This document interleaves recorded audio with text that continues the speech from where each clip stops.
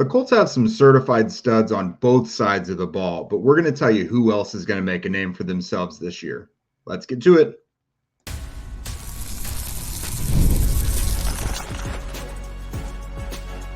You are Locked On Colts, your daily Indianapolis Colts podcast. Part of the Locked On Podcast Network, your team every day. All right. Thanks for tuning in and making us your first listen of the day. This is your daily podcast covering your Indianapolis Colts, part of the Locked On Podcast Network, your team every day. And today's show is brought to you by our friends over at Gametime. Download the Gametime app, create an account, and use code LOCKEDONNFL for $20 off of your first purchase. Terms apply. What's up, friends? This is Jake Arthur and Zach Hicks of HorseshoeHuddle.com. I'm your resident credentialed media member for the site, and Zach is the rootinest, tootinest film guy in the whole biz. You can check out his most recent piece on Braden Smith over at HorseshoeHuddle.com right now. But today, we are fully gearing up for training camp for the start of the season, and everybody knows, who kind of the main horses, so to speak, are on the Colts. A lot of the guys catching a lot of the buzz. But we've narrowed down about 6 guys who we think have a pretty decent chance of kind of carving out a name for themselves this season as well. These guys don't have the most treacherous roads to success, and they have the talent to get them there as well. So we're going to, look at a couple rookies, a couple veterans, and some guys who are kind of looking to reestablish themselves a little bit as well. So first up, let's go ahead and talk about a couple of these rookies. We've got Anthony Gould and Jaylon Carlies. So with Gould, I think this one is, it's pretty straightforward. I mean, he's got the limited offensive role that we're anticipating, Zach. But the return game is where he's really going to make his mark. And then from there, I think we could see an offensive role grow even further. Yeah, he was the guy who first came to mind when you brought up this topic, for this type of episode here, was Anthony Gould, mainly because of the special teams role.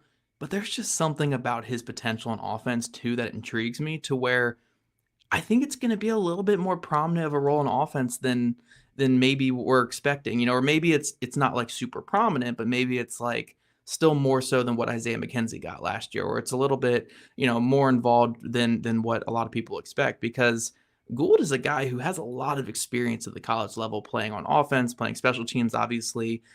He's got that next level speed and explosiveness that the Colts are looking for. And in the little bit we saw from that, like Isaiah McKenzie role in this offense last season, Shane Steichen liked to use that speedy, shifty, like faster player just for like pre-snap motion, just for quick screens, just for getting the ball in his hands.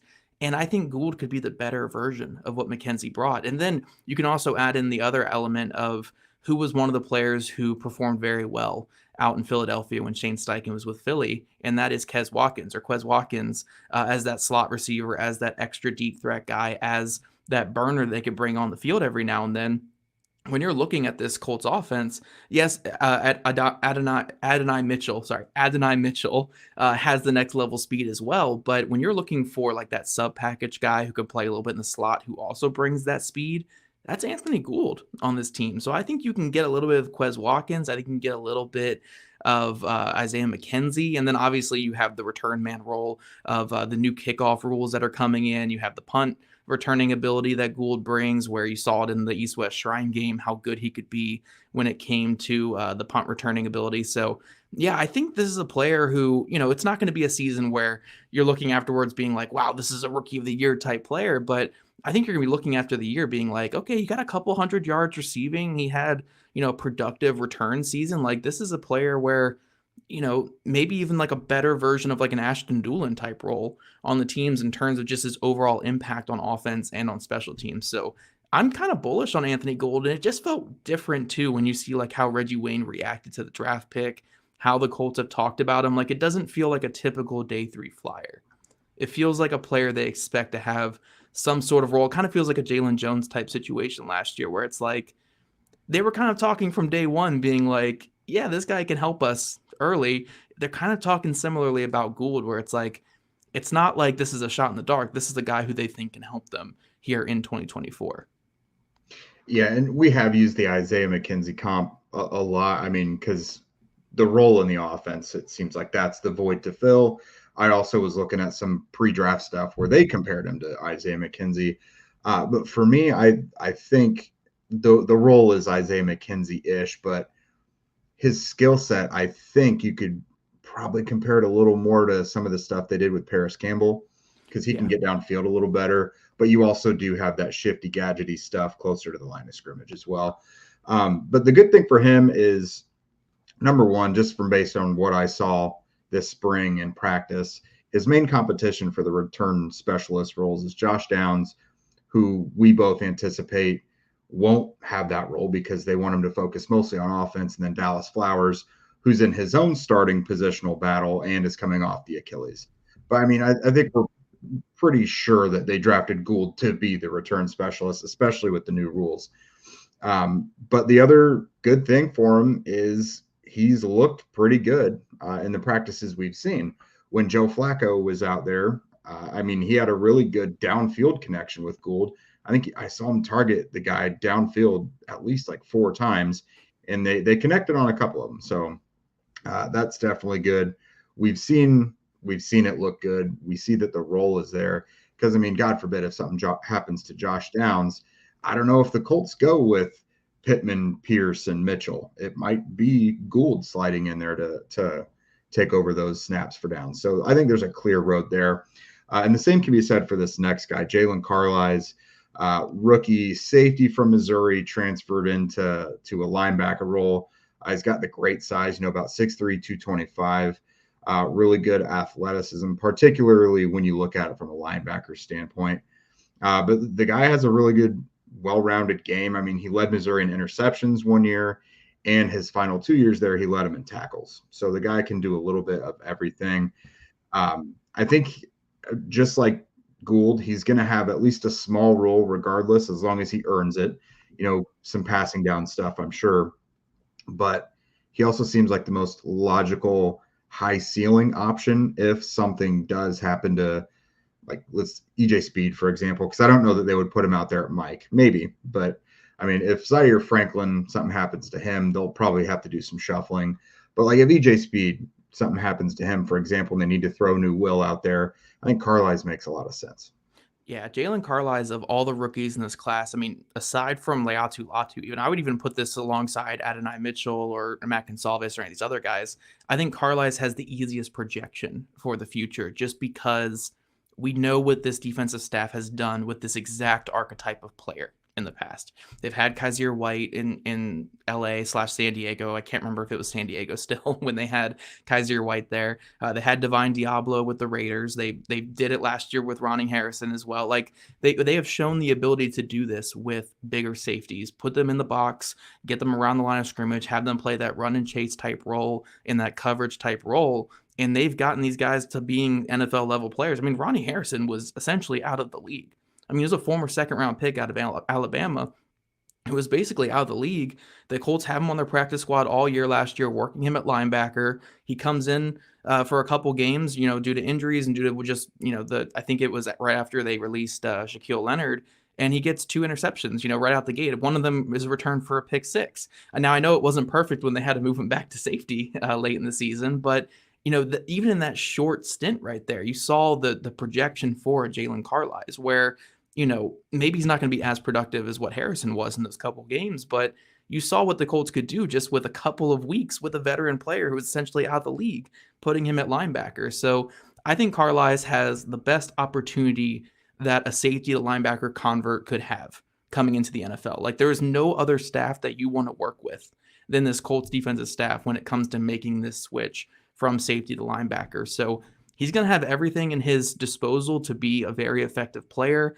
He was a ball hawk in college. He did a lot of things in college that you like to see. Love the length, love the athleticism. So I'm with you. I think, alongside Gould, I think these are 2 day 3 guys where they're not typical day 3 guys. Like, we're going to see them produce a lot more, and they might even outproduce the Colts 2 day 2 guys in terms of Mitchell and Gonsalves in year 1. Like, these 2 guys could be the Colts' most productive rookies outside of Latu just because of their roles and just in terms of like overall impact. Like Gould, I don't think is going to outcatch Adonai Mitchell by any means, but I think, his production on special teams might outweigh the production Mitchell brings on offense. Or Carlies, his overall production on defense might end up being like a Divine Diablo type rookie season with the Raiders. So I really do think, these two rookies right here are the ones to keep an eye on. They're the guys on day 3 that have the most to bring to the table and could really, do something here in their first season. Yeah, and I don't feel like I can understate the importance of also Cato June being an assistant linebacker coach there, a guy who's literally been there, done that. Big safety at Michigan, came down, became a Pro Bowl linebacker with the Colts in the pros. And I think, even if he doesn't carve out some big defensive role, a nice floor for Carlies this year could be a pretty good special teamer. So right. Coming up next, we're going to look at 2 more guys who are going to have a little bit grittier jobs to manage. The show is sponsored by BetterHelp. Comparing yourself to others is something that most of us are guilty of, but it honestly just doesn't do anybody any good. It doesn't seem productive. Whether we're doing it by viewing people's perfect social media lives, you just kind of view them from afar at your workplace. Like, not everything is what it's cut up to be. I mean, Zach, whoever's got your goat, I mean, they're nothing. You are good, they are bad. No worries about it. Me, I mean, social media, I'm annoyed by people all the time. Like, it is what it is. And when it comes to all that and you're just doubting yourself and you're comparing yourself to others, it can be good to get an outside perspective and get some outside help. And that's where BetterHelp comes in. I've personally not been to therapy, but I mean, I got plenty to work on all the time. It doesn't mean I don't need it. I mean, shoot, Beyonce probably needs therapy from time to time. We all need it, And if you're thinking of starting therapy, then give BetterHelp a try. It's entirely online, which means you can do it on your couch.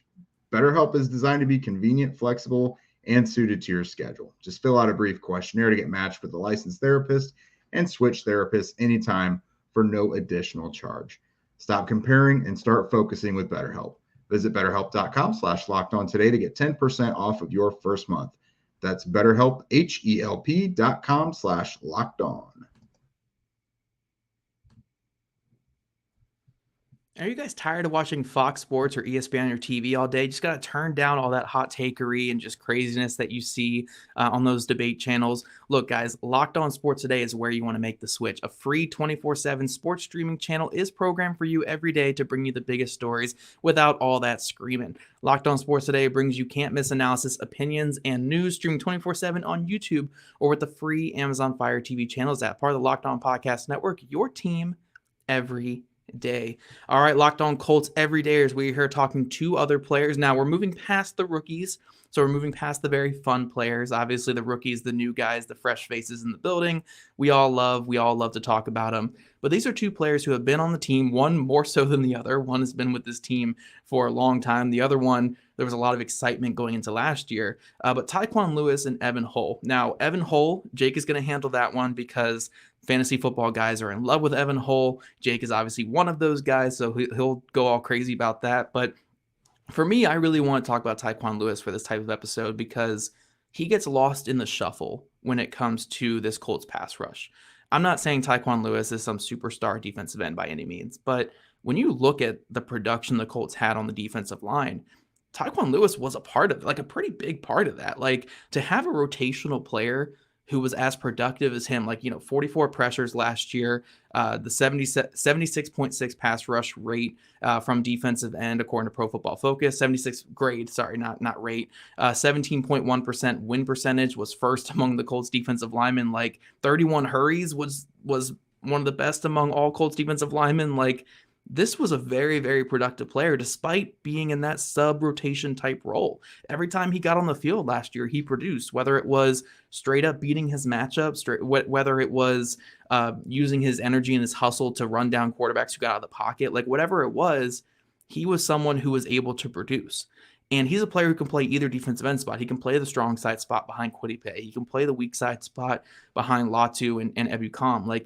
He can do kind of it all across the defensive line. We've seen him rush from the interior too, like Dio Dangbo.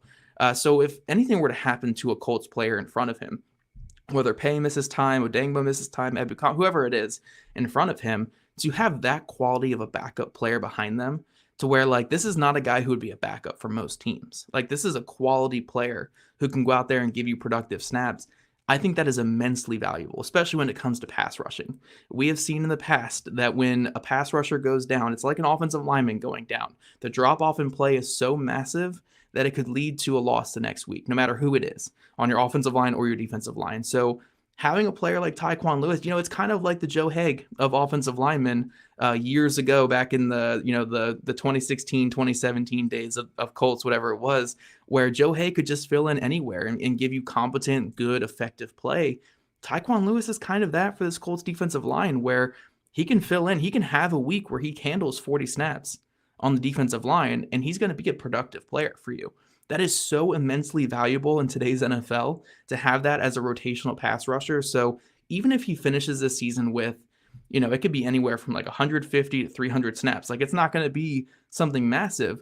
I know for a fact with Tyquan Lewis that in those 150 to 300 snaps, the Colts are going to get good productive play, which is something you can't say about every backup on this team or across the league by any means. So Tyquan Lewis is a player I really wanted to shout out for something like this, because what he brings to this Colts defensive line is extremely valuable and probably the most valuable backup on the team right now because of what he can do as that backup player. Yeah, I don't think you'll ever hear either of us say a bad word about Tyquan Lewis. He's been one of the best stories on the Colts since they drafted him in 2018. I'll be honest, I didn't love him coming into the draft, but just seeing everything he's gone through and how productive he still was through it all, like, I've really come around on him, and it didn't really take long. Like you mentioned, incredibly productive in just a short sample size. The 44 pressures that he had were third on the team behind Buckner and Ebukam, despite playing 200 fewer snaps than those guys each. So the guy is getting it done. Like you said, you can move him around pretty much everywhere. And I think for him, we're probably going to contradict ourselves a little bit, or at least myself. When we did our positional reviews and everything, we talked about the defensive line and the edge defenders. I don't know that Lewis's role is going to be greatly decreased, at least not the snaps, because, again, you can move him around. You can fill him in pretty much anywhere that's needed, and we know injuries happen. But Latu is the big addition here. They just don't have similar enough roles, I don't think, to where it's going to super threaten Lewis's impact. And the fact that the guy had back-to-back 21 and 22 patellar knee injuries, which can be a death knell for a lot of guys, in separate knees in back-to-back years, and came back and played one of his only complete seasons, I think that's very telling. And it was probably his best season as a pro. So really big on him, very much appreciate him. On the flip side, another guy who has had his own injuries, Evan Hull. His season lasted just like a handful of snaps. Like, he got one carry, and then the meniscus injury, knocked him out for the whole year back in week 1. So this is a guy that's kind of totally based on projection. I thought he looked really good in rookie camp last year, and then looked decent. And, there's only so much a running back can do in training camp because it's not necessarily live. But what we know about him is he's productive as a pass catcher, 55 catches for just a hair under 10 yards per catch in his final season at Northwestern, which means he's not just a dump off, get out of bounds running back when it comes to being a pass catcher. So he's got the short road to snaps, because behind Jonathan Taylor, it's not like you have Zach Moss again. We do both think that Trey Sermon is the guy to be the next early down back. But the passing down back is always going to be flashier than the early down backup is. I think there's a road to more snaps there, because, Jonathan Taylor is going to dominate that share of the early down stuff. And then you got, your guy who's going to come in and catch passes, and then maybe participate in pass protection. That's going to be a big deal. But that's another big thing we have to see from him as well, is the pass protection. There was some decent stuff from him last preseason. He got a really good grade in pass protection that first week of the preseason. The third week, not so much, but he did have a nice pancake block in pass pro. So there's good film of him out there doing just about everything well, which to me gives him a leg up on Tyler Goodson. Yeah, and the big thing with him too is we're not we're not so far removed from Shane Steichen's time in Philly to where we can't use what Shane Steichen did in Philly for, future evidence of what could happen in Indy. So when you look at like Philly, for instance, 2 years ago when Shane Steichen was there, Kenneth Gainwell had a really prominent role as like a pure passing down guy. Like he was just going to be the passing down guy. He came out there for those third downs, gave good pass protection, leaked out of the backfield, and had a good chunk of catches. I think he had like 40 plus catches there with the Eagles, and they're not known for scheming up a lot to their running backs. So a lot of those were dump downs and check downs.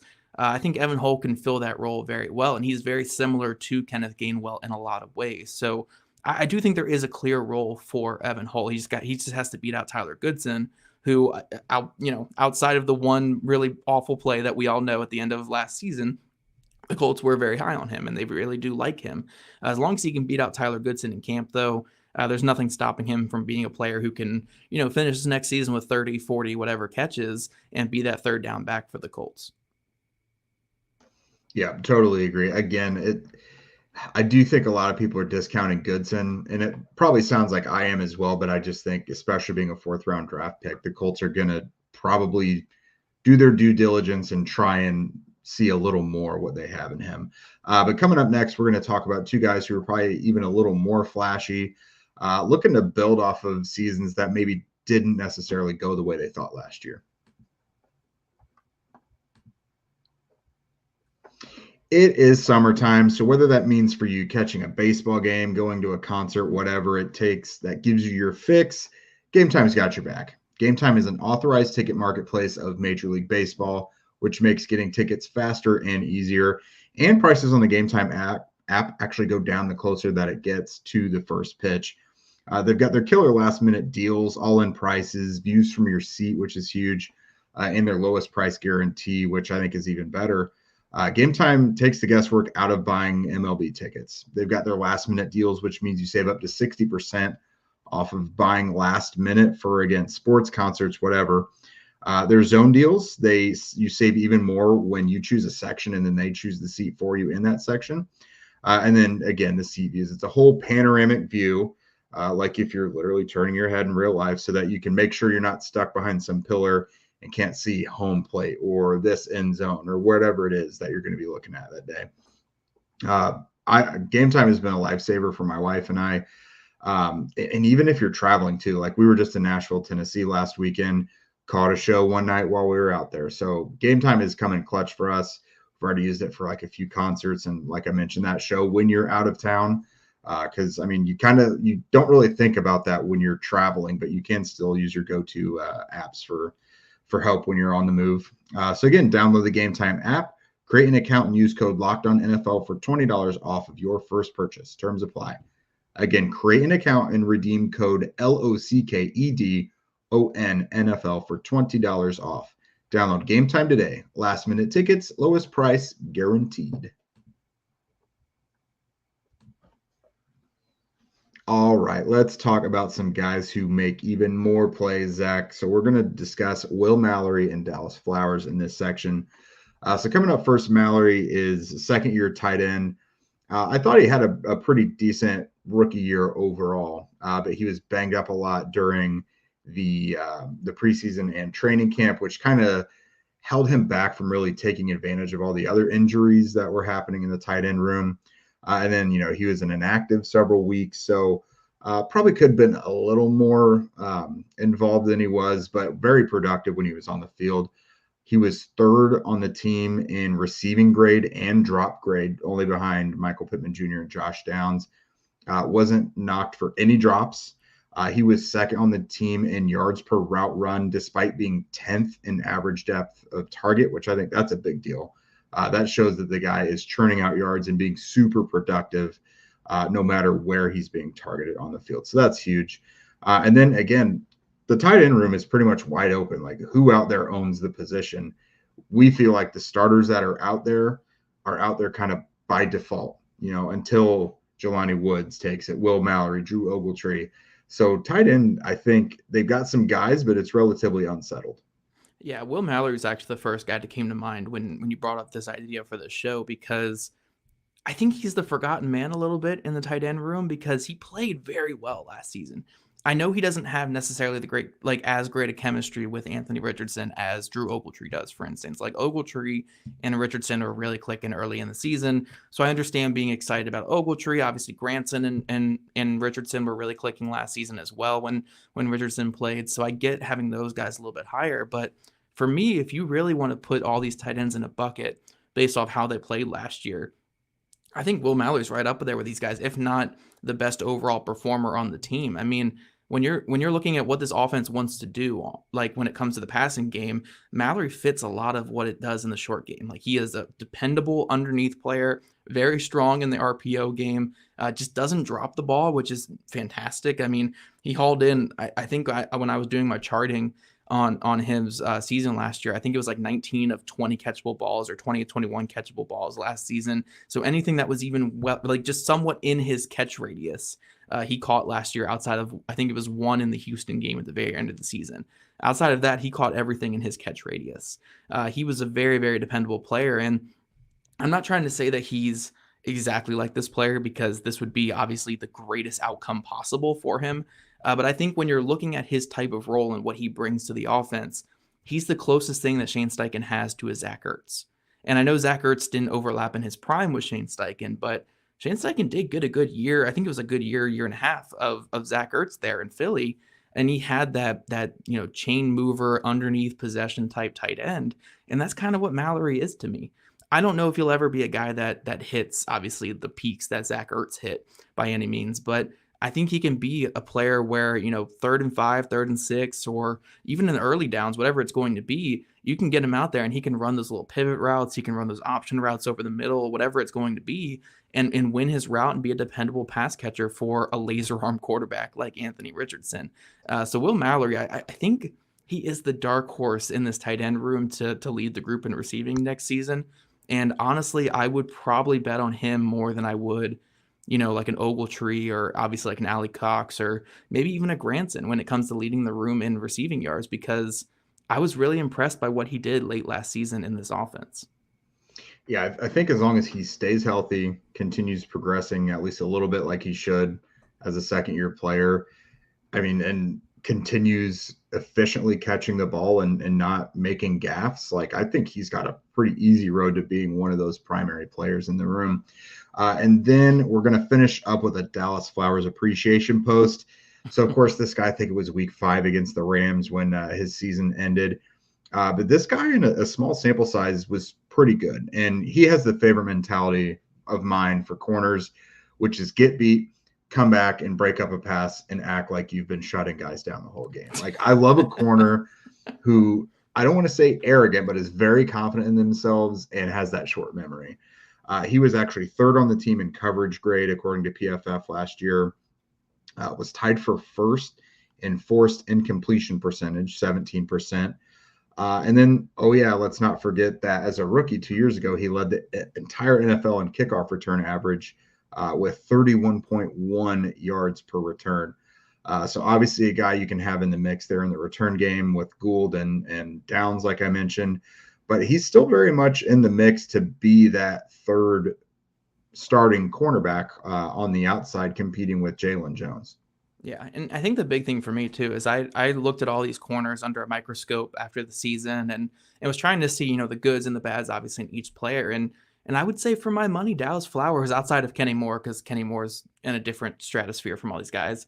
But for my money, I'd say Dallas Flowers probably had the best flashes and best moments of the cornerback room. Obviously, Juju Brents had some really good flashes too, and Jaylon Jones too. Like, I'm not saying that those guys didn't, but for Flowers, I think what's different with him is he looked more comfortable out there. He looked more confident in everything he did. And as the starts went on before his unfortunate injury, he was getting to the point where he looked like a good corner. I mean, that Rams game was a fantastic outing. I think he had 2 pass breakups in that game. He had a tackle behind the line of scrimmage on a wide receiver screen thrown his way.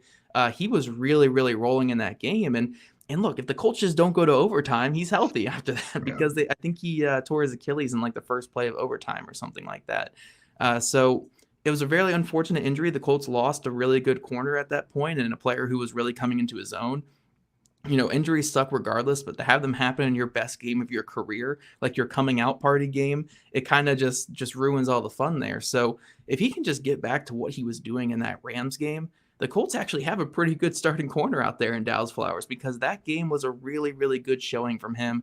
I'm very optimistic. I think the like what we say with baseball players who have like good moments or whatever, but you look at the next gen stats or the advanced stats and you try to see if it's like consistent or it's going to keep going.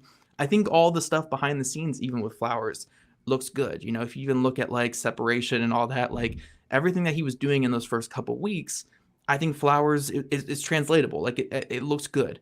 The eye test passes, the analytics, the numbers pass. I think there's some good things with Dallas Flowers. He just has to stay healthy and get back on track to what he was doing early last season. But I'm very excited about him. The new number change too to 21. That is massive. That's the greatest number in sports right there. So just moving to 21 is like, from 33 to 21, is there a bigger, besides the Nyheim Hines 42 to 21 during his rookie season, I can't imagine a bigger upgraded number. So fantastic stuff there from Dallas Flowers. I think he's going to have a really good season for the Colts. Before we get out of here, though, guys, I do want to ask you guys to go to the comment section. Let us know in the comments, who is your unheralded player, your dark horse player to produce for the Colts this year. You don't have to get too crazy with it. You don't have to throw out Saguna Luby. I know that we were really tempted to on this one. Not crazy. Or Curtis Brooks. He's going to come back triumphantly and win it all for us. That's what's going to happen.